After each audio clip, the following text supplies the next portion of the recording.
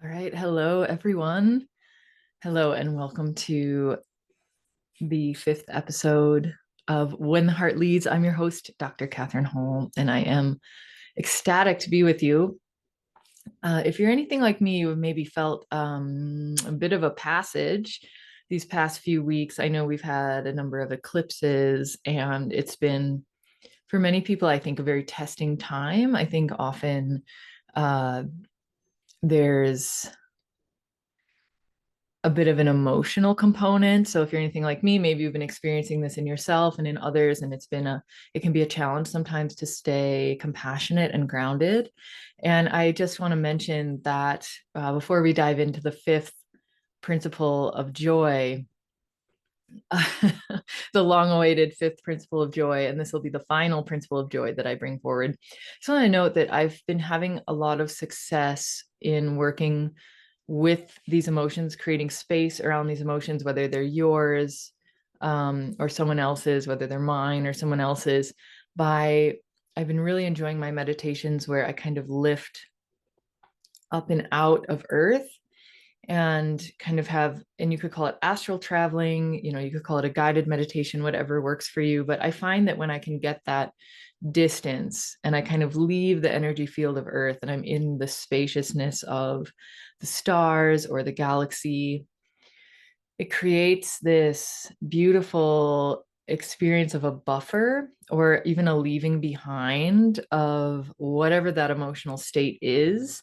And I can get a lot of peace and stillness in that, in seeing, getting a really much stronger sense of what is important, what isn't important, what is really being asked of me in this moment, what's mine, what isn't mine. And so I've been really sitting in that space a lot and allowing the ups and downs and drama of this time really play itself out, to see where I'm needed and then to step away when I'm not. And that's been really helpful for me. So I just want to offer that as a just a something that's been working for me, that might, if you really feel that in those guided meditations or those moments of stillness where you can just lift up and out and let yourself and all of your experiences be put into a larger perspective. I've been finding that to be incredibly useful in meeting these times in the personal realm and in the collective realm. So I just want to offer that as an idea if it's something you're interested in trying on your own, practicing on your own. And before we dive into, I know this will, it's a long lead in, but it's worth it. But there's just a couple of quick announcements. I am recording this on October 1st. On October 9th, I'm co-leading a women's retreat. It's called uh, what is it? It's like leaving me now. I think it's Release, Restore, and Rebirth.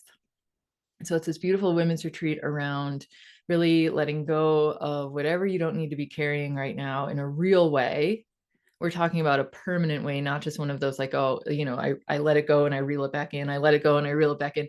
We're talking about a real rebirth moment. So in this collective, nourishing environment of a group of women, and this will be in Steamboat Springs, Colorado, uh, where the foliage is just going to be ecstatic. So we're going to have cacao ceremonies. We're going to have hot springs. We're going to have nature trips. We're going to have guided journaling. We're going to have this really nourishing community of women. And so we still have a few spots left. So if that is calling to you, I'm going to put a link at the bottom of this post. And then you can also reach out and DM me personally if you'd like more information. So I just want to mention that it'll be a really powerful way to collectively experience what I think I've been experiencing individually, this space, this detachment, this allowing for all of what feels like it can be really immediate drama or really engaging drama to be placed in this larger perspective, and there can be a lot of peace in that. So that's a lot of what we're going to be doing as a group of women. So please do reach out if that's interesting to you. And just one last quick announcement. If you're watching this, however you found your way to here, you're so welcome. And I'm so grateful. And if you are interested and receiving more of my work, my major social media outlet is Substack, and I publish a weekly oracular passage called Anyata Speaks on Substack. And I also am releasing my most recent book, Anyata Speaks: A Tale of Creation as Told by the Fae. I'm releasing that weekly as a serial, so I'm reading the book. So my subscribers get access to the passages, Anyata's kind of take on whatever questions or collective energies are in the moment. And then you'll also get access to the audio recording of my book, which includes light language, or what I call the elder tongue of the Fae. So it's really fun to listen to, even if you have the book. It's really fun to hear the language as it comes through. So, all right, let's move into the fifth principle of joy. Are you ready? It's long awaited. I'm going to read it. So first I'll read the misconception that it addresses, and I'll read the principle itself, and we'll have a little riff on that. So let's see where it takes us. Misconception number 5. Joy is at odds with productivity, competence, and achievement. Just let that sink in for a second, because it might be addressing a deep subconscious pattern that hasn't been made visible yet. For me, when this came through, I realized how much I still believed at that subconscious level that joy is kind of, again, it could be kind of frivolous, or when there's real work to be done, right? It needs to be set aside so we can really focus, and be productive. And I think that's even, as I'm thinking about it, I've spent many years as a teacher, and in observations and in gathering data and in delivering what you could call effective lessons, joy or enjoyment isn't really a huge part of how the teaching experience is evaluated or how student achievement is evaluated. It's not really seen as essential or necessary. And maybe even if the kids are enjoying themselves too much, there's this kind of assumption that there isn't a lot of learning happening. And so that's just one example of how that could be conditioned into us from a really young age, and how that subconscious pattern might continue to persist through adulthood. So the misconception again is that joy is at odds with productivity, competence, and achievement. I mean, have you ever gotten the impression that someone who's really joyful or really happy, have you ever gotten the impression that maybe they're missing something, or they're not serious enough to be successful, right? So this is a really powerful misconception that we're addressing here. And then the awakened principle, I love this one. I love that I'm revisiting it now too, after kind of that long passage of the eclipses and what felt like some deep initiations, especially on the emotional plane.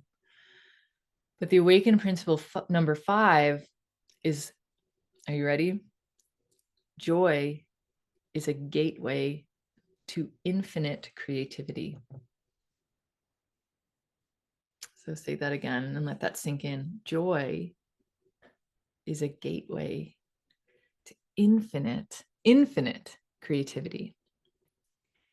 So let's go into that principle a little bit more, because it, even as I'm speaking, it might be shifting some things in you, shifting your perspective. That's something I've been noticing with these meditations as well, is that my perspective, I get to stand in a different place, and I get to see the unfolding of my life from a really different place. And it allows for that breathing room, that expansion. And so as I'm speaking about this awakened principle, joy is a gateway to infinite creativity. You might even be feeling in this moment that your perspective is beginning to shift, that what you believe is true and what you believe is possible for your life is beginning to shift as we look at joy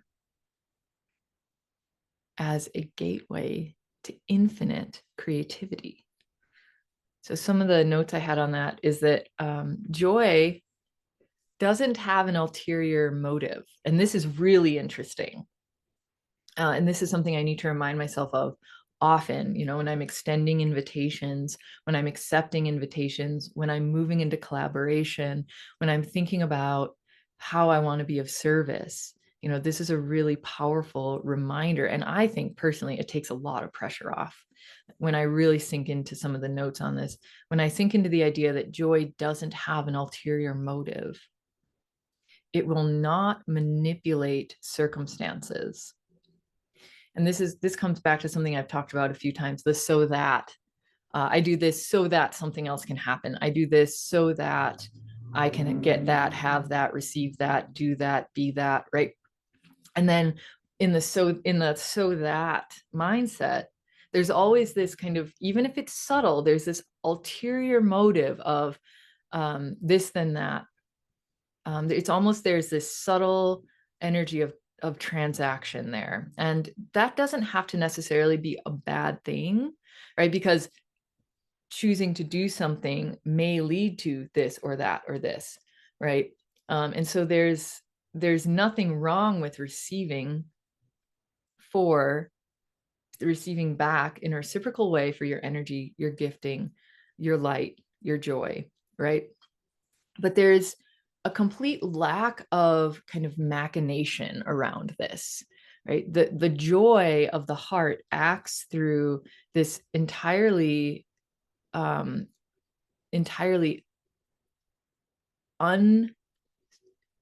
do I put this?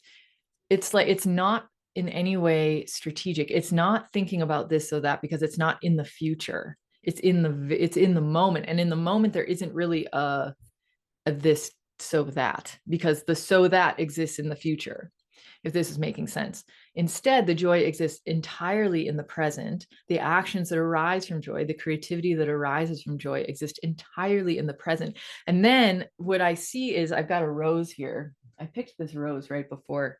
We still have roses on our rose bush. And I picked this rose, and I see and I was wondering why, and now I understand, it's got a teaching for us. But I see the kind of the joy at the center.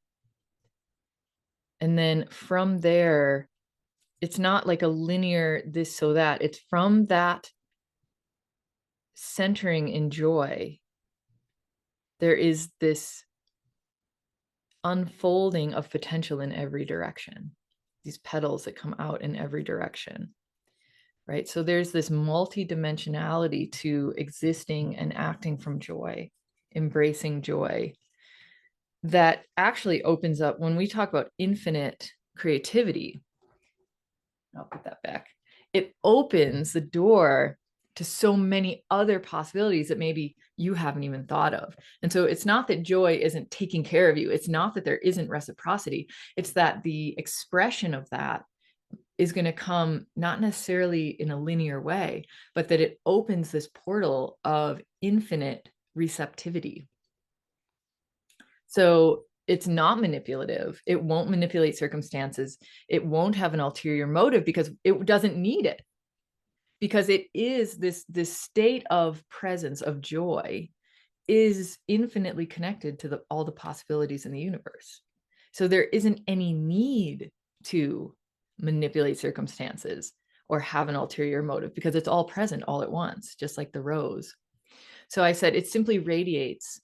And from within that state, oh, I said this is interesting, perception is simplified, right? So there is that, when you can, if you're thinking about dwelling at the heart of the rose, and you can really center there, and I feel it as an embodied place of stillness that goes all the way down to the base of my spine.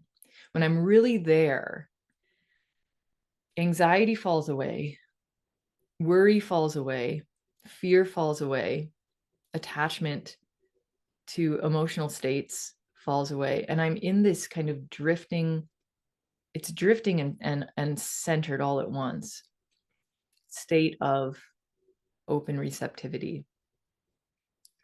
And it is simplified. So I said perception is simplified. And in that way, kind of how I open this talking about how in my meditations, I've been going up and out of earth and just allowing the dense emotional energy fields of earth, the day-to-day of my minutia of my life, to just fall away for a moment. And for me to exist in this state of a vast expansive presence. And even though it sounds complex because it sounds so big, it actually makes everything a lot simpler. Oh, this is mine. That's not. There's no need to question that. It's okay. All is well. I am held. I am guided. I will know when it's time to know. If I don't know now, that doesn't mean there's something wrong. And that doesn't mean I'm unsafe. It just means I don't know yet. And that's okay.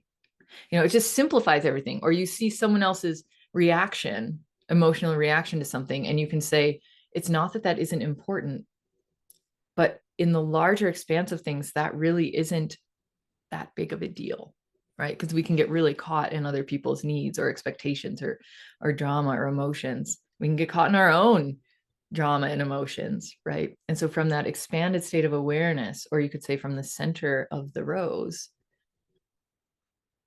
then you have access to this infinite creativity.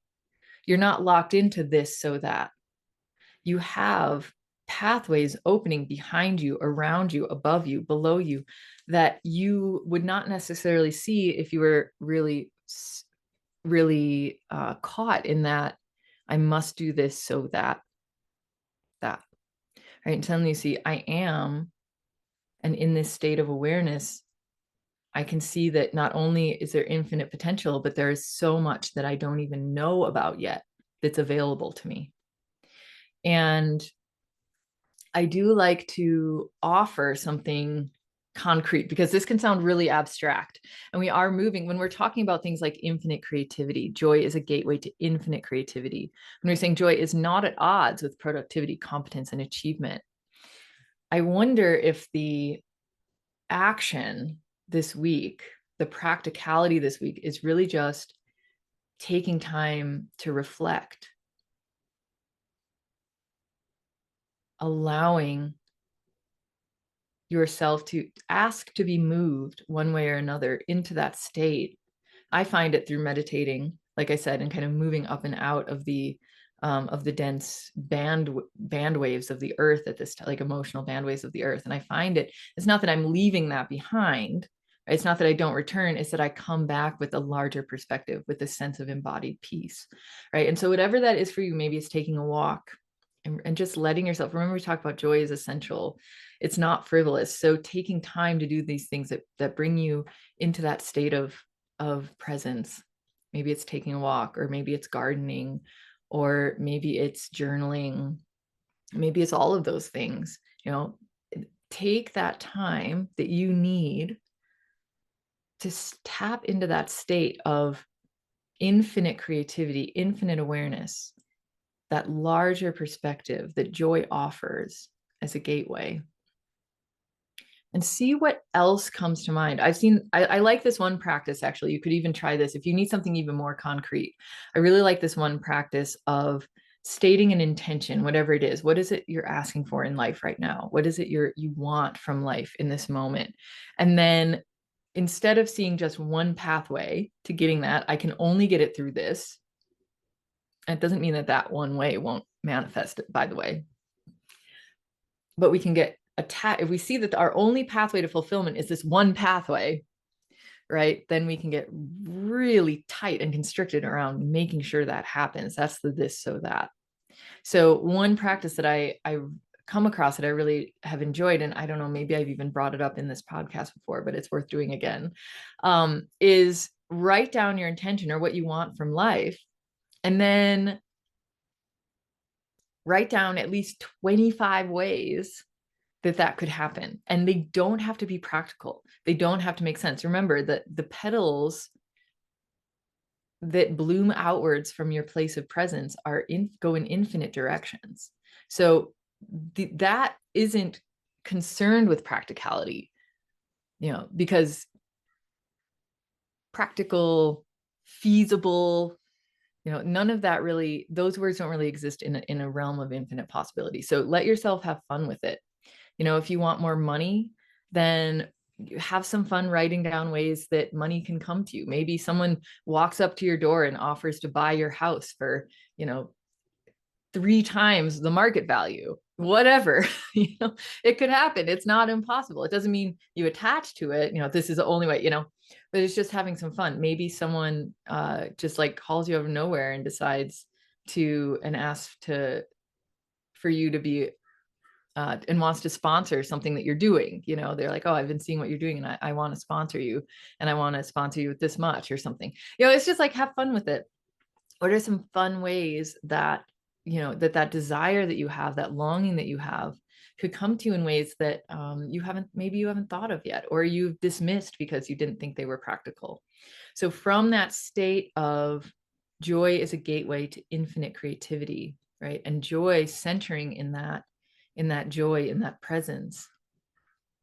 Take some time to see what comes from there, especially as you set your intention, right? And then be amazed at what life brings to you. Because all you need to do, what I've heard, and I wrote about it in my Substack this week that's coming out on Friday, but I've heard so many times from my inner voice that all you have to do is open. And I might have thought I knew what that meant, but more and more I'm guided into what that really means, and the evolving understanding of what it means to open. And so when you begin to write this list, that's a step toward opening. That's a step toward opening to something that you could have never expected. A joy, a level of joy, an influx of joy, a receiving of joy that you could have never expected in your this, so that state of being. And I'm going to take this as well. And so let's do this together this week. Let's open together this week to our intention for our lives, to what we're asking for. And let's open together to these infinite possibilities, this infinite creativity of how it can be given, how it can be received. All right.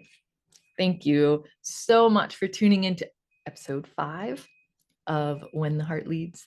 Again, I'm your host, Dr. Catherine Hall, also published under Catherine Hall Newberg.